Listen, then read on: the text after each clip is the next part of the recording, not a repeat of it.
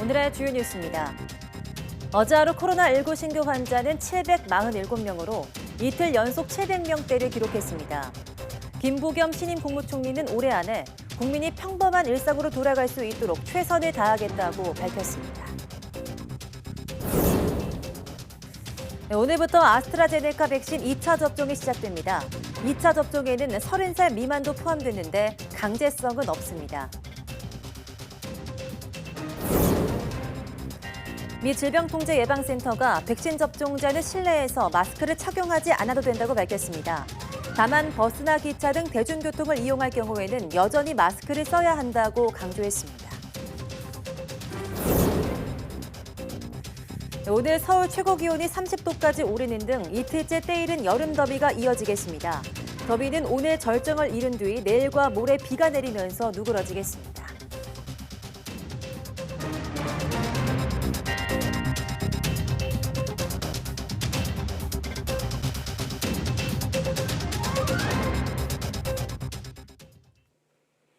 네, 여러분 안녕하십니까? 5월 14일 사이언스 투데이입니다.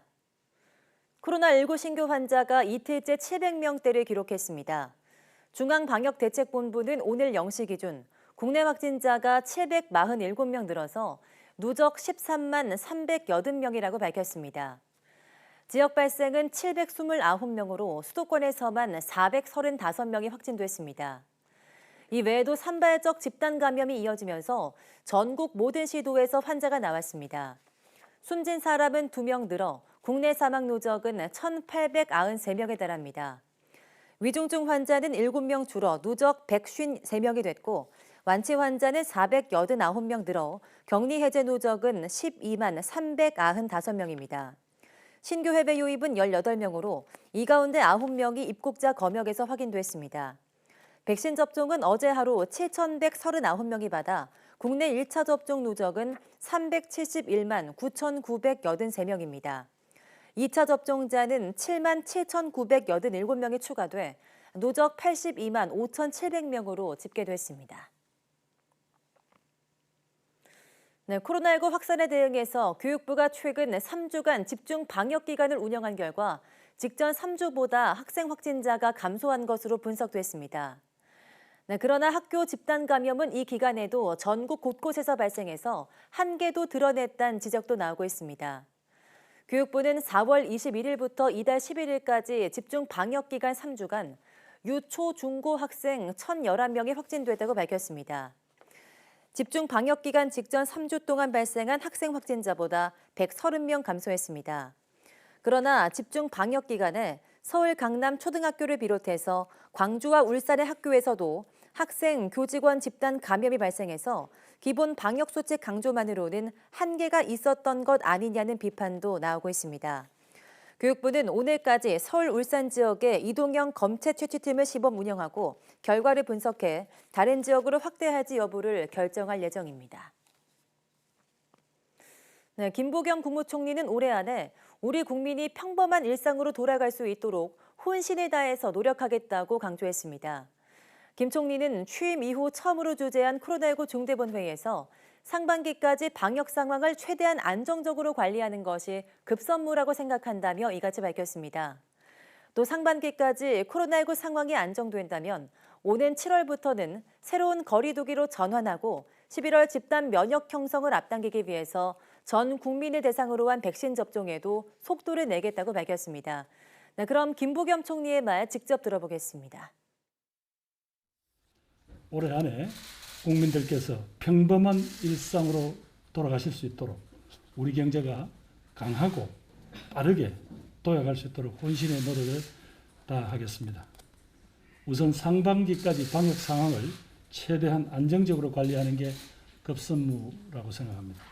이를 위해서 방역의 이행력 강화에 주력함으로써 상반기 중에 1,300만 명 이상의 국민들께서 차질 없이 1차 백신 접종을 마칠 수 있도록 최선을 다하겠습니다.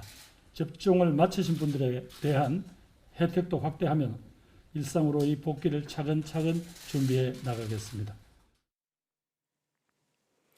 네, 아스트라제네카 백신 2차 접종이 오늘부터 시작됩니다.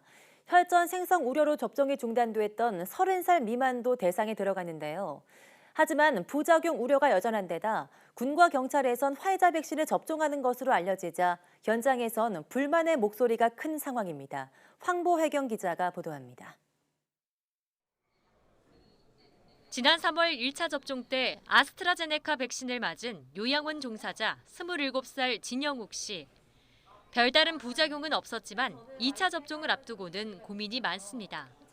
정부가 혈전 우려 때문에 30살 미만 접종을 중단한 상태에서 다시 맞기엔 불안한 겁니다.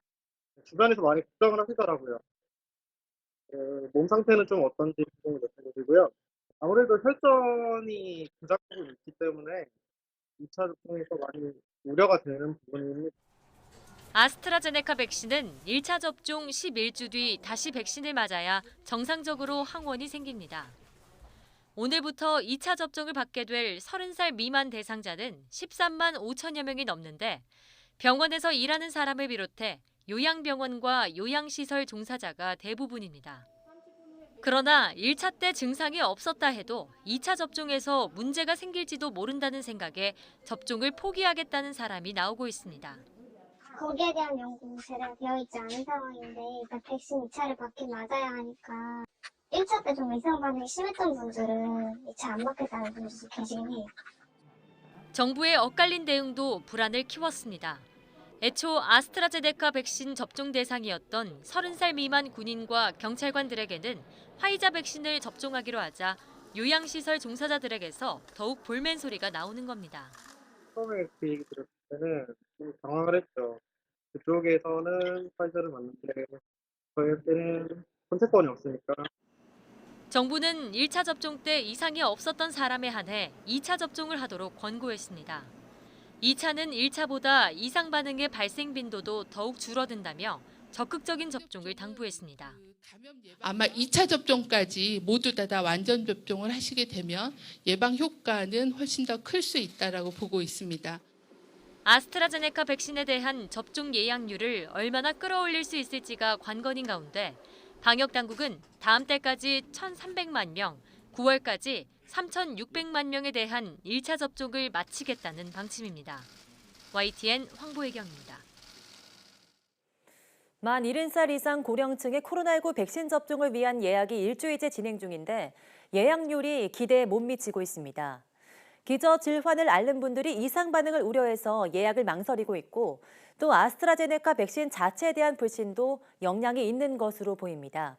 하지만 전문가들은 기저 질환이 있을수록 백신을 맞아야 한다고 강조했습니다. 보도에 박홍구 기자입니다.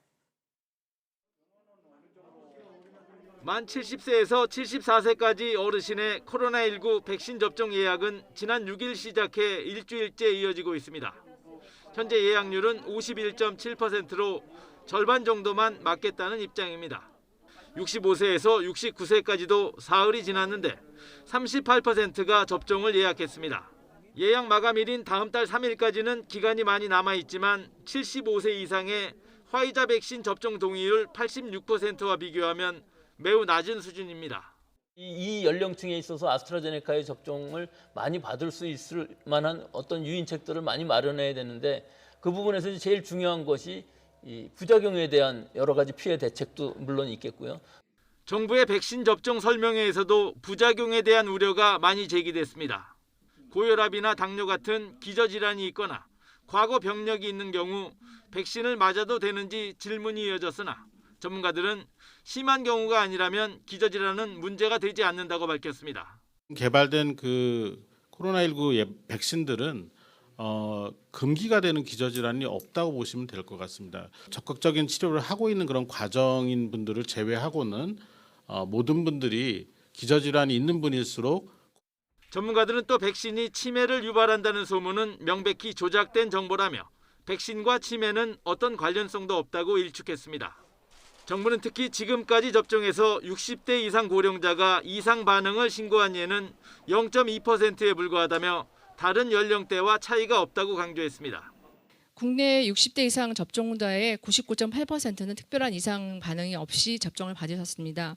이상 반응을 신고한 예는 0.2%인데요. 그중에 90% 이상이 가벼운 발열이나 두통이었고 이런 가운데 아스트라제네카 백신은 예약 대상이 만 60세 이상으로까지 확대되고 최우선 접종 대상이었던 요양병원과 시설의 종사자와 입소자에 대한 접종을 시작으로 2차 접종도 본격화할 예정입니다.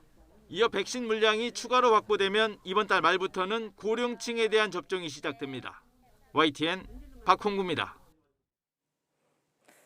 정부가 국산 코로나19 백신 개발 업체들이 올해 하반기 내 임상 3상에 진입할 수 있도록 기존 백신과 비교 임상을 추진합니다. 식품의약품안전처는 서울 밀레니엄 힐튼 호텔에서 국내 코로나19 백신 개발 업체 등과 간담회를 갖고 이 같은 지원 방안을 제시했습니다. 업체에서는 코로나19 백신의 초기 임상 시험을 하고 있는 셀리드, SK바이오사이언스, 유바이오로직스, 제넥신, 진원생명과학 등 5개 업체 관계자 등이 참석했습니다.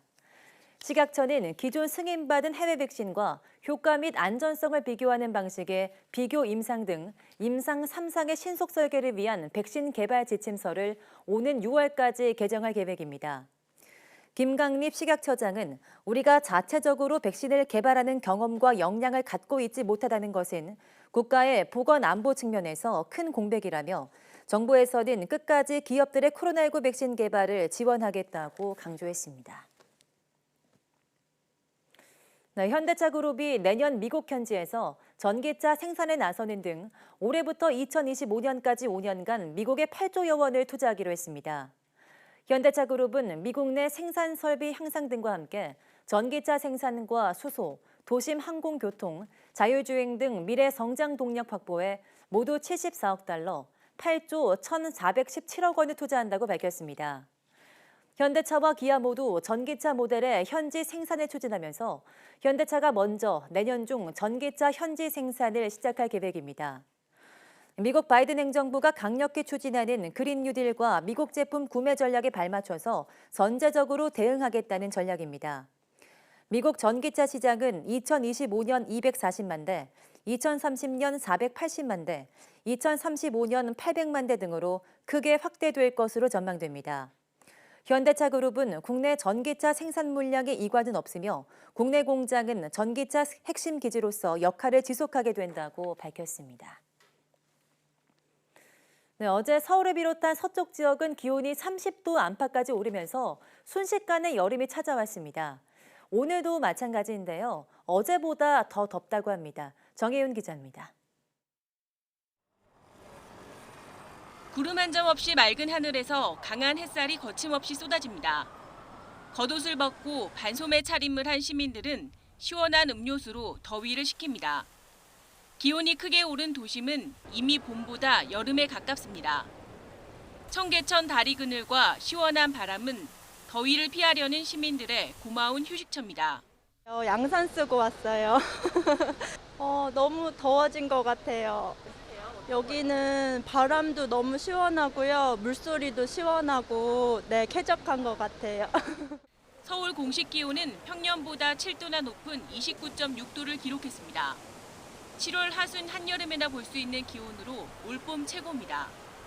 비공식 기록으로는 강원도 원주 신림면 기온이 무려 34도에 육박했고 강원도 춘천과 영월, 경남 의령, 광주는 30도를 웃돌았습니다. 뜨겁게 달궈진 도심 도로의 열기는 기온보다 훨씬 더 심했습니다.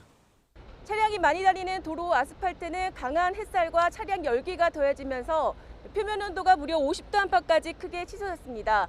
기온만 보면 사우나 불가마 수준으로 계절의 여왕 5월이 무색할 정도입니다.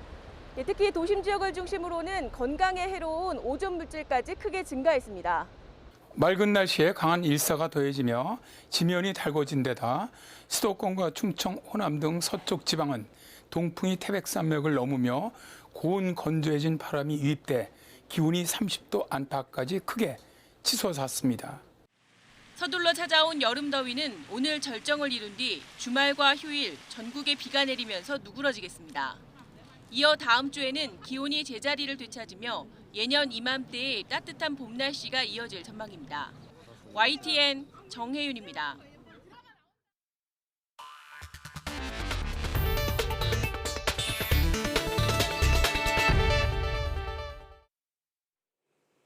미국 질병통제예방센터가 백신 접종을 마친 사람은 대중교통을 제외한 실외나 실내에서 마스크를 쓰거나 사회적 거리 두기를 할 필요가 없다고 밝혔습니다. 미국이 일상을 회복하기 위해서 한 걸음 더 나아갔습니다. 워싱턴 강태욱 특파원이 보도합니다. 미국 질병통제예방센터 CDC가 백신 관련한 지침을 수정했습니다. 접종을 마친 사람은 실내에서 마스크를 벗어도 된다고 했습니다. 사회적 거리 두기를 할 필요도 없다고 밝혔습니다. 혼잡하지 않은 실외에서만 벗어도 된다는 지침에서 더 나아간 겁니다. Anyone who is fully vaccinated can participate in indoor and outdoor activities, large or small, without wearing a mask or physical distancing. If you are fully vaccinated, you can start doing the things that you had stopped doing because of the pandemic. 다만 버스나 기차 등 대중교통을 이용하는 경우 여전히 마스크를 써야 한다고 강조했습니다. 또 면역 체계가 손상된 사람은 의사와 먼저 상의하라고 권고했습니다. 그러면서 백신 접종을 하지 않은 사람은 계속 마스크를 써야 한다며 즉각 맞으라고 경고했습니다. The science is also very clear about unvaccinated people. You remain at risk of mild or severe illness, of death, or of spreading the disease to others. You should still mask and you should get vaccinated right away. 이런 가운데 미국에서 두 번째로 큰 교원 노조가 가을에 대면 수업을 하는 것에 호응했습니다. We can and we must reopen schools in the fall for in-person teaching, learning, and support. And we must keep them open fully and safely 5 days a week. 위험은 백신 접종과 마스크 착용, 학생 간 거리 두기 등으로 관리될 수 있다고 설명했습니다. 조 바이든 대통령과 미겔 카도나 교육장관이 9월에 학교를 열겠다는 목표를 여러 차례 밝힌 만큼 미국이 가을쯤 일상을 회복하는 데 필요한 준비가 사실상 마련되고 있는 셈입니다. 워싱턴에서 YTN 강태욱입니다. 네, 조 바이든 미국 대통령은 코로나19에 따른 실내 마스크 착용 지침까지 대폭 완화된 것을 두고 대단한 이정표라고 환영했습니다. 바이든 대통령은 현지 시각 13일 미 질병통제예방센터의 새 권고안 발표 직후 백악관에서 연설을 통해 오늘은 대단한 날이라고 말했습니다. 이번 연설은 애초 예정된 일정이 없었으나 마스크 착용 지침 완화 발표 가능성이 제기되자 급히 잡혔습니다. 지난주 지중해 곳곳에 해수욕장을 개장한 그리스가 남쪽 해역 주요 관광지 섬 주민들을 대상으로 코로나19 백신 접종에 박차를 가하고 있습니다.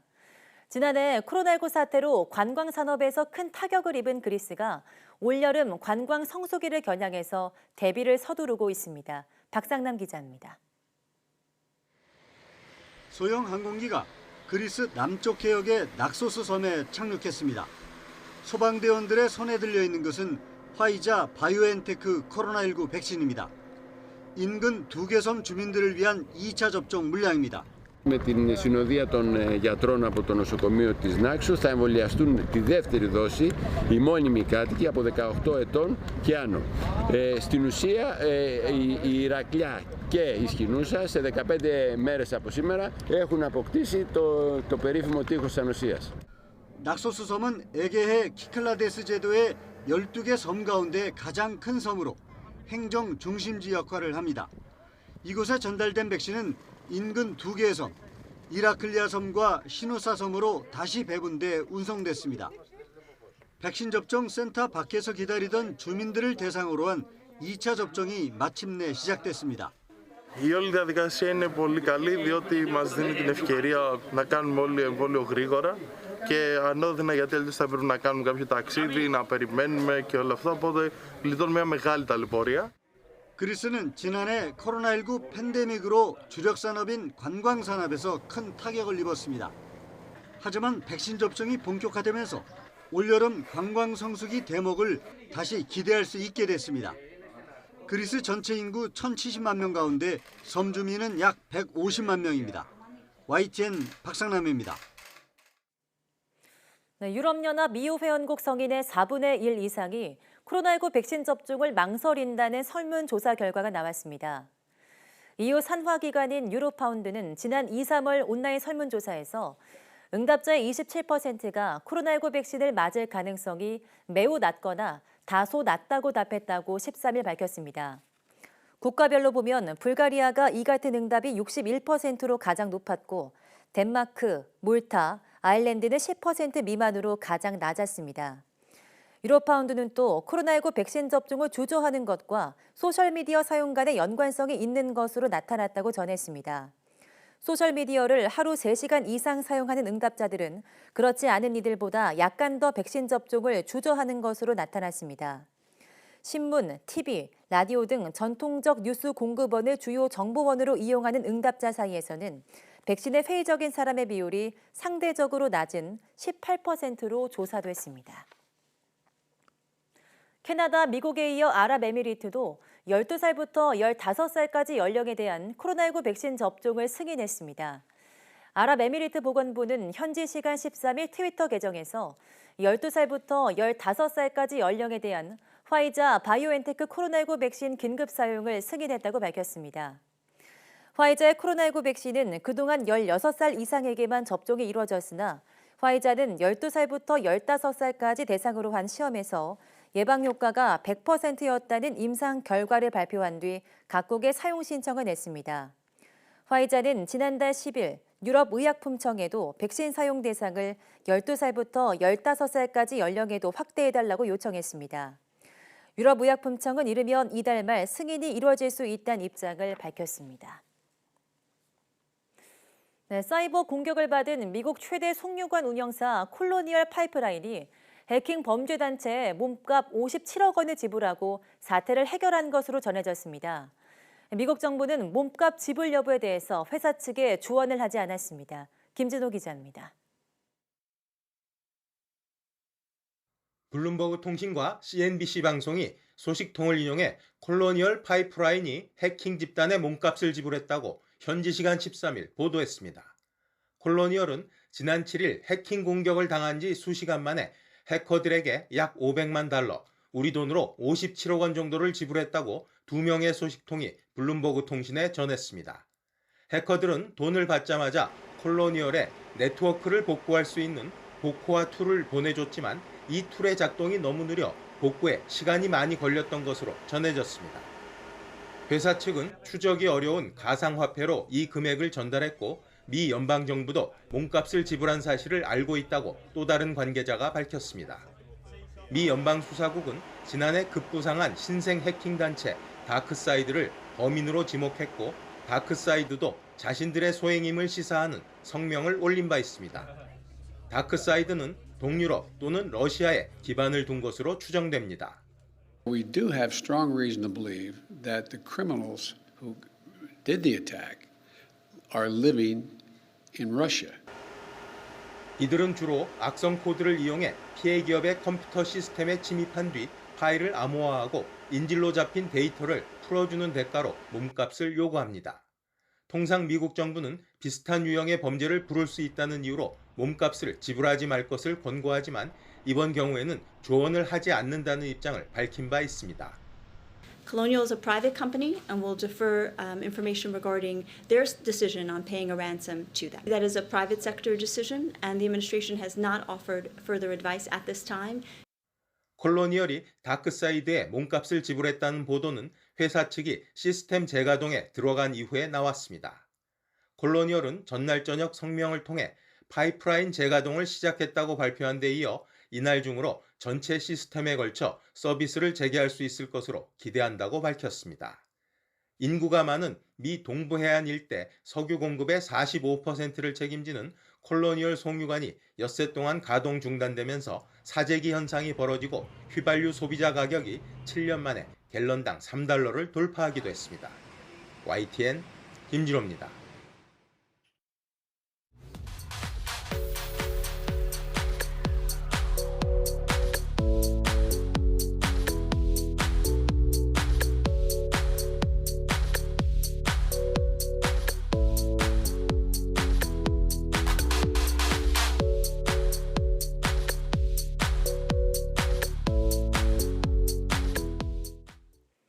네, 코로나19 상황은 물론 국가 재난 대응과 취약계층을 위한 돌봄 등 생명을 살리는 일에 앞장서고 있는 단체가 있습니다.